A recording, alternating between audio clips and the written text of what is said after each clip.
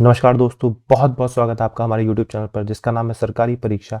और हम आपके लाए हैं आज एक ऐसी वीडियो जहां आपको ये समझ में आएगा कि भाई हमारा संविधान बना कैसे है और उसमें जो भी कंट्रीज जिन कंट्रीज के संविधान को पढ़कर हमारे संविधान की रचना की गई है उनको याद कैसे करना है। क्योंकि कई बार हमसे एग्जामिनेशन से पूछा जाता है कि हमारे संविधान के जो फीचर्स हैं, जो उसके गुण हैं, वो हमने किस संविधान से बोरो किए हैं। और कई बार हम कंफ्यूज जाते हैं क्योंकि बहुत सारी कंट्रीज हैं हमारे कॉन्स्टिट्यूशन मेकर्स ने जिनके संविधान को पढ़ा, उसको परखा और उसके बाद बहुत सोचने समझने के बाद, उसमें बहुत सारा डिस्कशन करने के बाद लमसम 2 साल 18 दिन उस उन पे डिस्कशन चला और उसके बाद जो चीजें लगा कि भाई ये भारत के संविधान में इंक्लूड की जा सकती हैं, उन चीजों को भारत के संविधान में इंक्लूड किया गया। तो सब सोचिए, बहुत ही टीडियस प्रोसेस था और बहुत बारीकी से इस काम को किया गया। तो आज हम पढ़ेंगे कि किस तरीके से हमें जो संविधान के जो हमारे रिसोर्सेज है उनको याद करना है और किस कंट्री से हमने कौन सा फीचर अडॉप्ट किया है वो पढ़ेंगे। देखिए, सबसे पहली बात करते हैं आयरलैंड की, क्योंकि आयरलैंड से हमने काफी सारी चीजें ली हैं। अब याद कैसे रहेगा भाई कि हमने आयरलैंड से क्या लिया है, तो उसकी एक ट्रिक है और इस वीडियो में हम उन ट्रिक्स को ही समझेंगे। देखिए, सबसे पहले आयरलैंड में आता है, स्टेटमेंट है LEDP is number 1। LEDP is number 1। तो L stand for election of president. इसका मतलब ये है कि अपने राष्ट्रपति को चुनने का जो तरीका है हमारे संविधान के रचयिताओं ने वो आयरलैंड के कॉन्स्टिट्यूशन से उठाया। तो सबसे पहले तो अब हमें ये पता है कि इलेक्शन ऑफ प्रेसिडेंट जो है वो हमने कहाँ से लिया है, तो वो आयरलैंड के कॉन्स्टिट्यूशन से लिया है। और प्रेसिडेंट के लिए अगर मैं आपको एक एडिशनल इन्फॉर्मेशन दूं तो प्रेसिडेंट के लिए जो जिक्र होता है हमारे संविधान में वो है अंडर आर्टिकल 52।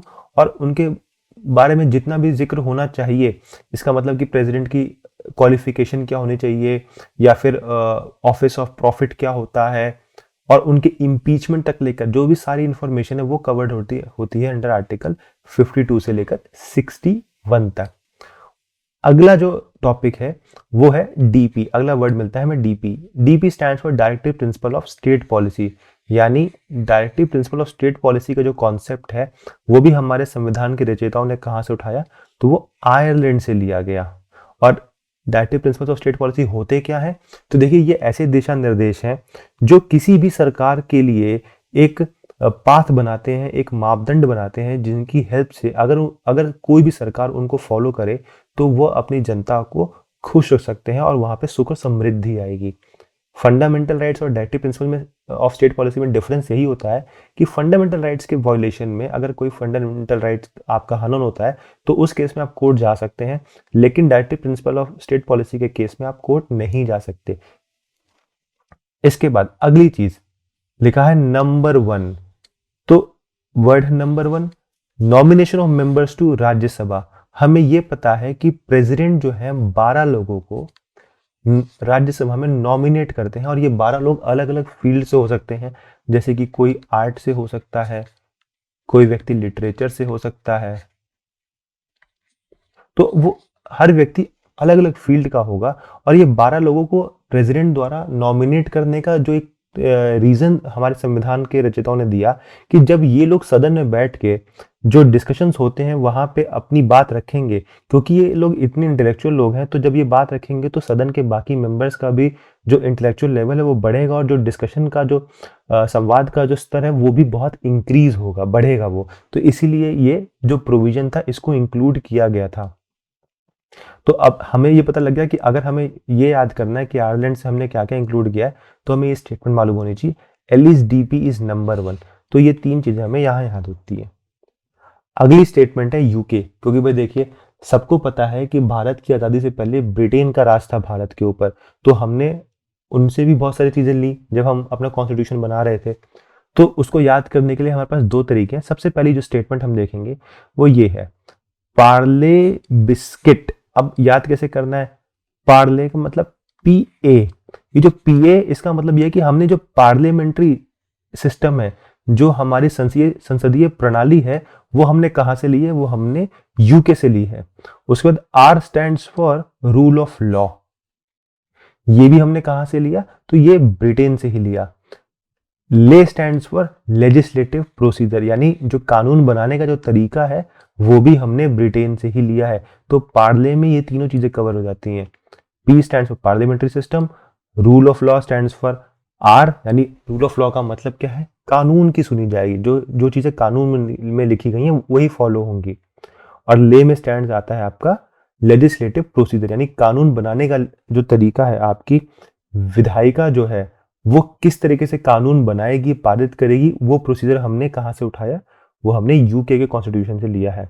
उसके बाद बिस्किट में बाय की बात करें, वो होता है बाय कैमरलिज्म। बाय कैमरलिज्म का मतलब होता है कि दो सदन होंगे।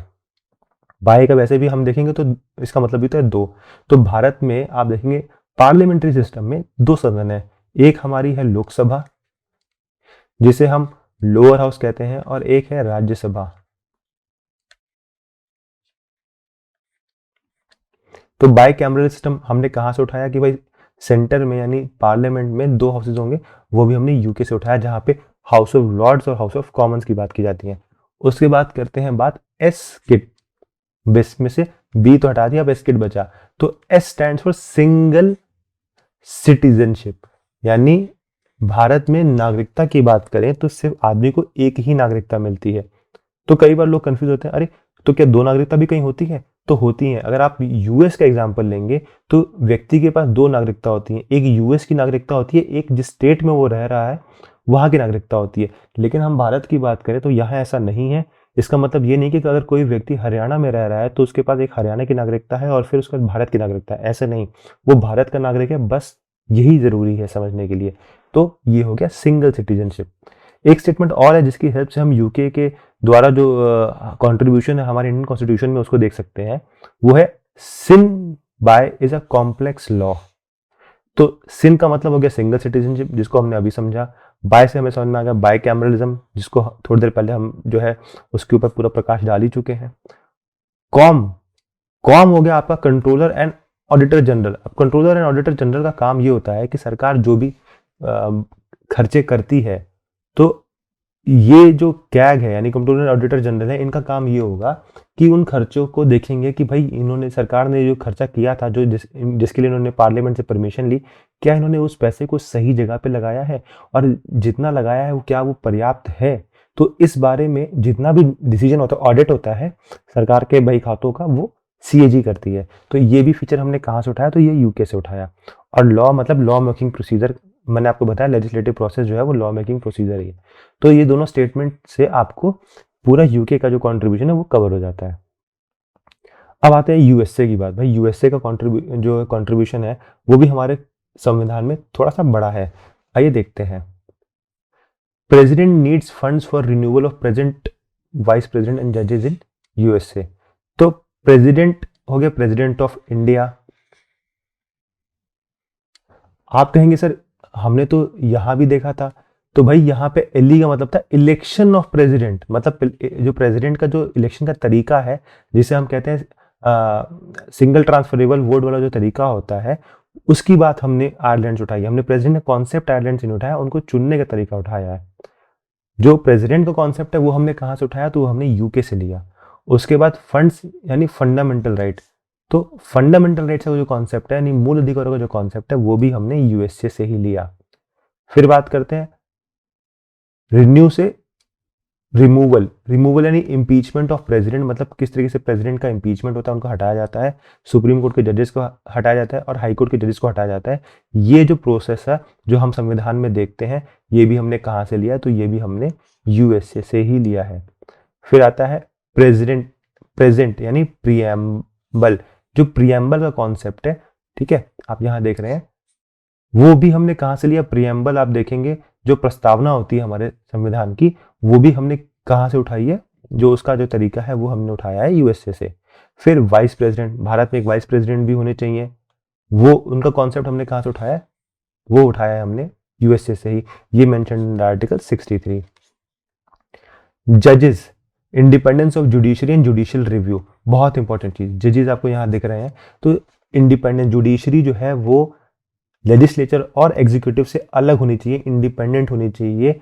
यानी जो आपकी न्यायपालिका है वो आपकी विधायिका और आपकी कार्यपालिका से अलग होनी चाहिए, उन दोनों का इंटरफेरेंस आपकी न्यायपालिका में नहीं होना चाहिए। ये फीचर हमने कहाँ से उठाया, ये भी हमने यूएसए से ही लिया।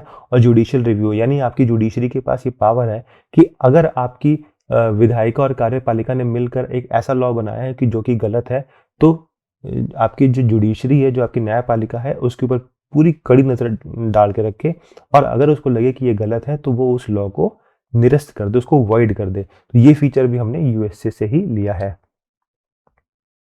अब आता है कनाडा की। कनाडा का जो स्टेटमेंट है वो है, can I know feds address. तो can stands for Canada, feds मतलब फेडरेशन विद स्ट्रॉन्ग सेंटर। अगर आप हमारे संविधान को थोड़ा डिटेल में पढ़ेंगे तो आपको समझ में आएगा कि हमारे संविधान में जो सेंट्रल गवर्नमेंट है उसको स्टेट गवर्नमेंट के मुकाबले थोड़ा थोड़ा क्या ज़्यादा ही ताकतवर बनाया गया है। तो ये फीचर भी हमने देखा है कि कनाडा के कॉन्स्टिट्यूशन में हमें मिलता है। तो ये हमने फीचर कहाँ से लिया, कनाडा से लिया। उसके बाद एड्रेस में आप एड जो कंपोनेंट है वो है advisory jurisdiction of supreme court. यानी प्रेसिडेंट को जब भी लगता है कि उनको किसी भी मुद्दे पे सुप्रीम कोर्ट की एक नॉलेजफुल हेल्प की जरूरत है या एडवाइस की जरूरत है, तो वो उनको रेफर कर सकते हैं, और ये मेंशन है अंडर आर्टिकल 143। तो ये फीचर भी हमारे संविधान में कहाँ से इंक्लूड किया गया, तो कनाडा से इंक्लूड किया गया। और रेस, एड में हमने पढ़ लिया, अब रेस की बात है। रेस का मतलब रेजिडुअरी पावर ऑफ सेंटर। तो अगर आपने थोड़ा भी जो है कभी रीड किया होगा कॉन्स्टिट्यूशन के बारे में, तो आपको मालूम होगा कि हमारे कॉन्स्टिट्यूशन में पावर्स का डिस्ट्रीब्यूशन 3 लिस्टों में होता है। एक लिस्ट होती है आपकी यूनियन लिस्ट, जिसमें जो भी सब्जेक्ट है उस पर यूनियन गवर्नमेंट लॉ बनाती है। एक लिस्ट होती है आपकी स्टेट लिस्ट, इस लिस्ट में जो भी सब्जेक्ट है उसमें स्टेट गवर्नमेंट लॉ बनाती है। और एक होती है आपकी कॉन्करेंट लिस्ट, इस लिस्ट में जो सब्जेक्ट्स है उन पे दोनों गवर्नमेंट लॉ बना सकती है, चाहे वो यूनियन भी बना सकती है और स्टेट भी बना सकती है। लेकिन अगर दोनों लॉ कॉन्ट्राडिक्टरी हैं तो सुनी किसकी जाएगी, यूनियन गवर्नमेंट की लॉ की। और इसके अलावा जो जो सब्जेक्ट्स इन लिस्टों में मेंशन्ड है, इसके अलावा भी अगर कोई भी सब्जेक्ट रह जाता है तो उस पर लॉ बनाने की पावर जो है वो यूनियन के पास ही जाएगी। और ये फीचर हमने कहाँ से लिया है, तो ये भी हमने कनाडा कॉन्स्टिट्यूशन से ही लिया है। इसीलिए कहते हैं रेजिडुअरी, मतलब इन लिस्टों के अलावा भी अगर कुछ कोई रेजिड्यू पावर रह गई है तो उसके ऊपर पावर, उस पावर को कंट्रोल करने की जो एक अथॉरिटी है वो किसके पास होगी, वो यूनियन के पास होगी, नहीं सेंटर के पास होगी। ये भी हमने कनाडा से ही लिया है।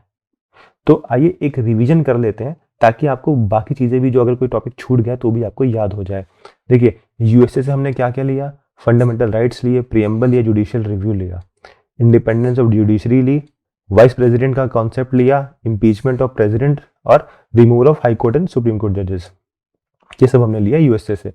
यूके से हमने लिया parliamentary government, rule of law, single citizenship, bike cameralism, legislative speaker, जो हमारे स्पीकर होते हैं लोकसभा में और राज्यसभा में हम चेयरमैन होते हैं, प्रेरोगेटिव रिट्स जिसकी हेल्प से सुप्रीम कोर्ट हमारे फंडामेंटल राइट्स का जो है हनन बचाती है, पार्लियामेंट्री प्रिविलेजेस, हमारे पार्लियामेंट के मेंबर्स को क्योंकि वो चुन के आए हैं तो उनको कुछ प्रिविलेजेस मिलती हैं ताकि वो अपने जो कर्म का, जो उनका मेन काम है पार्लियामेंट की तरफ, वो उसको बहुत इंडिपेंडेंटली कर सकें। लेजिस्लेटिव प्रोसीजर, लॉ बनाने का तरीका, और कैबिनेट सिस्टम। कैबिनेट सिस्टम का मतलब हो गया प्रधानमंत्री और उनके साथ के कुछ चुने हुए मेंबर्स जो कि मिनिस्टर की फॉर्म में शपथ लेकर अपना काम करते हैं। इसके अलावा गवर्नमेंट ऑफ इंडिया एक्ट से हमने फेडरल सिस्टम लिया। फेडरल सिस्टम मतलब जो हम देखते हैं इस समय कि सेंटर पे एक गवर्नमेंट है और स्टेट में एक गवर्नमेंट है, तो ये जो और दोनों आपस में जो है तालमेल करा के पूरे देश को चला रही हैं। तो ये जो सिस्टम है हमने देखा गवर्नमेंट ऑफ इंडिया 1935 से आया। गवर्नर का कॉन्सेप्ट भी जो आप देखेंगे हर प्रदेश में इस समय राज्यपाल होते हैं, वह वो जो कॉन्सेप्ट है वो भी गवर्नमेंट ऑफ इंडिया 1935 से आया। जुडिशरी, पब्लिक सर्विस कमीशन ताकि जो है group A, group B, group C के जो लोगों का अपॉइंटमेंट हो सके, वो भी 1935 के जीओई एक्ट से आया। इमरजेंसी प्रोविजंस, ये बहुत बार आपसे पूछा जाएगा, ये आपको मालूम होने चाहिए कि भाई इमरजेंसी आपातकाल की जो स्थिति के प्रोविजंस होते हैं वो भी हमने गवर्नमेंट ऑफ इंडिया एक्ट से ही लिए हैं। और इसके अलावा कि देश को चलाना कैसे है गवर्नमेंट को, वो भी हमने इसी एक्ट से लिया है। कनाडा से हम देख ही चुके हैं कि भाई स्ट्रॉन्ग हमारा सेंटर होना चाहिए, रेजिडरी पावर होंगी, मतलब कोई पावर जो तीनों लिस्टों में मेंशन नहीं है, अगर कोई ऐसा सब्जेक्ट है तो उसके ऊपर भी जो लॉ बनाने की पावर किसके पास होगी, तो सेंट्रल गवर्नमेंट के पास होगी। और appointment of governors bye centre, जो गवर्नर का कॉन्सेप्ट तो हमें यहाँ मिला, लेकिन इनको अपॉइंट कैसे करना है वो तरीका हमने देखा कनाडा से। और इसके बाद है एडवाइजरी जुडिशन ऑफ सुप्रीम कोर्ट, जहां हमें ये पता लगता है कि अगर प्रेसिडेंट जो है वो चाहते हैं कि सुप्रीम कोर्ट के जजेस उनको किसी मुद्दे पर एडवाइस करें तो वो उनसे सीख कर सकते हैं अंडर आर्टिकल 143। जर्मनी के जो कॉन्स्टिट्यूशन है हमने वहां ये देखा कि भाई फंडामेंटल राइट्स जो है उनको सस्पेंड कर दिया जाता है आपातकाल में। तो किस तरीके से उनको सस्पेंड किया जाता है, कौन कौन से फंडामेंटल राइट्स है जो सस्पेंड हो जाते हैं और कुछ हैं जो नहीं होते, उनके बारे में हमने जाना। और ये टॉपिक हमने कहाँ से लिया था, तो जर्मनी के कॉन्स्टिट्यूशन से लिया। तो देखिए एक थोड़ा सा रिवीजन भी हो गया इसी वीडियो में आपका। जापान से हमने देखा procedure established by law. South Africa से देखा कि भाई राज्यसभा के जो मेंबर्स हैं उनको इलेक्ट कैसे किया जाता है, और कॉन्स्टिट्यूशन में अगर कोई बदलाव लाना है, कोई अमेंडमेंट करना है, तो वो तरीका हमने साउथ अफ्रीका से सीखा। इसके अलावा ऑस्ट्रेलिया से जो हमने कॉन्सेप्ट लिया वो है कॉन्करेंट लिस्ट का। तो कॉन्करेंट लिस्ट मैंने अभी आपको थोड़ी देर पहले बताया था, वो लिस्ट है जिसमें स्टेट गवर्नमेंट और यूनियन गवर्नमेंट दोनों लॉ बना सकते हैं, लेकिन अगर उनके बीच में थोड़ा भी अगर उन दोनों लॉज में कॉन्ट्रडिक्शन है तो लॉ कौन सा ज़्यादा मान्य होगा, वो होगा यूनियन गवर्नमेंट का। Joint sitting of 2 houses of parliament, तो हमें ये पता है कि ऑर्डिनरी बिल्स के केसेस में कि दोनों हाउसेज अगर उनके बीच में कोई मतभेद है तो प्रेसिडेंट ये कह सकते हैं कि भाई आप लोग आप साथ में बैठ के उनको सुलझा लीजिए। तो जॉइंट सिटिंग का जो प्रोविजन है हमारे संविधान में अंडर आर्टिकल 108, वो भी हमने ऑस्ट्रेलिया से ही लिया है। और freedom of trade, commerce and intercourse, तो भाई किसी भी प्रदेश से दूसरे प्रदेश में अगर सामान जाता है तो फ्रीली जा सके, तो ऐसा जो ये पूरा स्ट्रक्चर है, पूरा इंफ्रास्ट्रक्चर है, उसको फ्री होना चाहिए, उसके ऊपर किसी को कोई पाबंदी नहीं होनी चाहिए। ये सेटअप भी हमने कहाँ से लिया, तो ऑस्ट्रेलिया से लिया है। तो दोस्तों इसी के साथ इस वीडियो करते हैं समापन। आशा करता हूं कि आपको ये वीडियो थोड़ी इन्फॉर्मेटिव लगी होगी, क्योंकि हमने कोशिश की है आपसे वो टॉपिक्स उठाने की जो आपसे एग्जाम में पूछे जाते हैं। और आप देखेंगे कि बहुत सारे एग्जाम्स में पॉलिटी से रिलेटेड जब भी सवाल पूछे जाएंगे तो आपसे कॉन्स्टिट्यूशन के बारे में सवाल पूछेंगे, और यही पूछते हैं कि भाई हमने इस कॉम्पोनेंट को, किसी भी कॉम्पोनेंट का वो आपको नाम दे देंगे और ये पूछेंगे कि भाई हमने इस कॉम्पोनेंट को अपने कॉन्स्टिट्यूशन में कौन से प्रदेश या कौन से देश के कॉन्स्टिट्यूशन से ऐड किया। तो इस वीडियो में हमने उसी चीज़ को एड्रेस करने की कोशिश की है। दोस्तों अगर आपको लगता है कि वीडियो अच्छी थी तो प्लीज़ वीडियो को लाइक करें, अपने स्टडी ग्रुप्स में और दोस्तों में इस वीडियो को शेयर करें, और प्लीज़ कमेंट जरूर करिए। चैनल को सब्सक्राइब करना मत भूलेगा, और इस जो बेल आइकन है, जो घंटा है ना, इसको दबा दीजिए ताकि ऐसा ही नॉलेजफुल कंटेंट आपको मिलता रहे। मिलते हैं अगली वीडियो में, तब तक के लिए धन्यवाद।